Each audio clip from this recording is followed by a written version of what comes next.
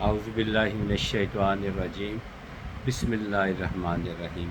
تمام دیکھنے والے معزز ناظرین اکرام کو میری طرف سے باادب السلام علیکم۔ امید ہے کہ آپ اللہ تعالیٰ کے فضل اور کرم کے ساتھ خیریت سے ہوں گے۔ اللہ تعالیٰ آپ کو اپنی حفظ و ایمان میں رکھے، آمین ثم آمین۔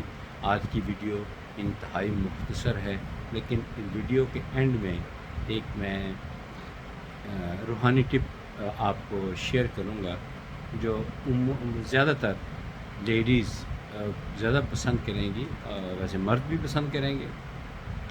بہرحال میں اپنی گفتگو کا آغاز کرتا ہوں جو اصل ٹاپک ہے۔ میں اس بات کا اقرار کرتا ہوں کہ آج سے 25 سال پہلے میں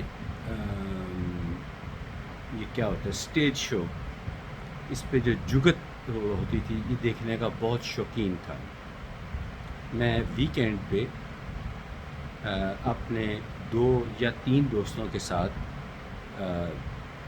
ویکینڈ پہ ہاف ڈے ہوتا تھا تو ہم نکل آتے لاہور کی طرف، یہاں الحمرا آرٹ سینٹر میں اسٹیج شو دیکھتے، رات کو اچھا سا ڈنر کرتے اور پھر واپس اپنے گھر کو لوٹ جاتے۔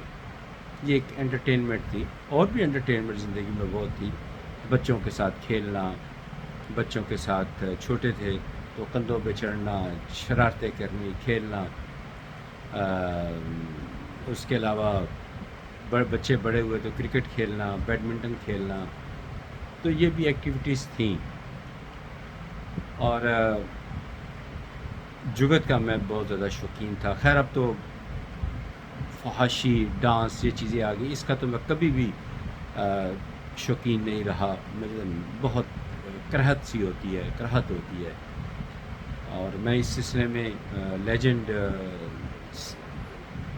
کامیڈین سہیل احمد ان کا ساتھی ہوں اس سلسلے میں، کہ یہ اب جگت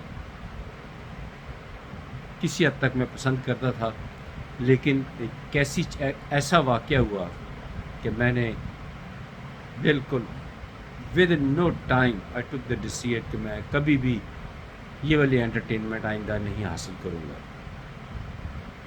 وہی ایسے ہوا، ایگزیکٹ تو مجھے یاد نہیں، لیکن ایسے ہوا کہ ایک کسی کے ٹیبل پہ ایک کیلنڈر پڑا ہوا تھا، اس کیلنڈر پر لکھا ہوا تھا، یہ حدیث پاک ہے، مجھے اب صحیح سطح یاد نہیں ہے۔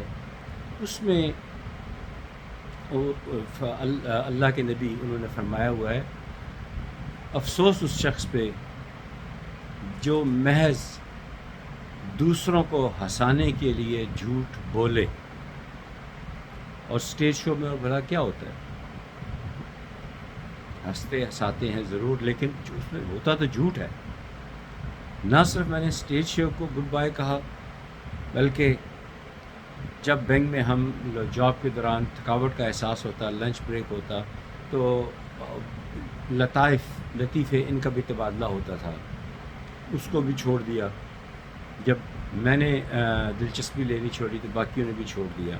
اچھی بات ہے، اچھی بات انسان کبھی بھی کسی بھی وقت کسی سے بھی سیکھ سکتا ہے۔ تو میں نے یہ سلسلہ جب منقطع کیا تو پھر اور لوگوں نے بھی چھوڑ دیا۔ وجہ پوچھی تو میں نے صاف بتا دیا کہ اللہ کے نبی کا حکم ہے، یہ حدیث پاک ہے۔ اب مجھے صحیح سے یاد نہیں ہے، تو لوگ بھی جو تھے وہ پھر آہستہ آہستہ دور ہو گئے۔ تو ہمیں ویسے بھی مسکرانے کی اجازت تو ہے، لیکن کہکے وغیرہ لگانا اس کی اجازت نہیں ہے، دین میں اجازت نہیں ہے۔ تو بہرحال میں آپ لوگوں سے صرف ریکویسٹ ہی کر سکتا ہوں کہ جو میں نے بات کی ہے آپ بھی اس پر عمل کیجئے، کوئی فائدہ نہیں۔ اور بھی دنیا میں بڑی اچھی انٹرٹینمنٹس ہیں، ان کی طرف آپ متوجہ ہو سکتے ہیں۔ فزیکل فٹنس کے لیے، واک کے لیے جو اسلامی کتب ہے، اسلامی واقعات ہیں وہ پڑھ سکتے ہیں۔ کتاب کے ساتھ دوستی ایک بہترین دوستی ہوتی ہے، بچوں کے ساتھ دوستی، اولاد کے ساتھ دوستی، اور اچھی چیزوں کو دیکھیں، دل تو لگ ہی جاتا ہے۔ اور آخر میں جو میں نے بتایا تھا کہ میں ایک روحانی ٹپ بتاؤں گا، وہ یہ ہے کہ جو چاہتا ہے کہ اللہ تعالیٰ اس کو قدرتی حسن عطا فرمائیں، چہرے پہ رونق رہے اور جاذب نظر وہ دکھائی دے، تو اس کے لیے ایک دعا ہے جو میں خود بھی پڑھتا ہوں جب بھی شیشہ دیکھیں، خاص طور پر شیشہ دیکھنے کے لیے دعا ہے، اللہم انت کما احسنت خلقہ فاحسن خلقہ، اللہم انت کما احسنت خلقہ فاحسن خلقہ۔ یہ مرد بھی کر سکتے، میں نے بتایا میں خود کرتا ہوں اور طویل عرصے سے کرتا ہوں، تو آپ لوگوں کو بھی جو ہے بالکل آپ بھی یہ دعا پڑھا کریں، جب بھی شیشہ دیکھیں ایک دعا کر لیا کریں، اللہم انت کما احسنت خلقہ فاحسن خلقہ۔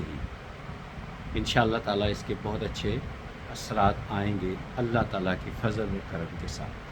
اللہ تعالیٰ آپ کو حفظ و ایمان میں رکھے، خوش رکھے، ایمان کے ساتھ رکھے، ہنستا کھیلتا رکھے، نظر بد سے محفوظ رکھے، اور اس دنیا سے جب ہمیں لے کے جائے تو ایمان کی حالت میں لے کے جائے، ایمان کی حالت میں لے کے جائے، قبر میں بھی آسانی رہے، آخرت میں بھی آسانی رہے، اور روز قیامت اللہ تعالیٰ بغیر کسی حساب کتاب کے بخش دیں۔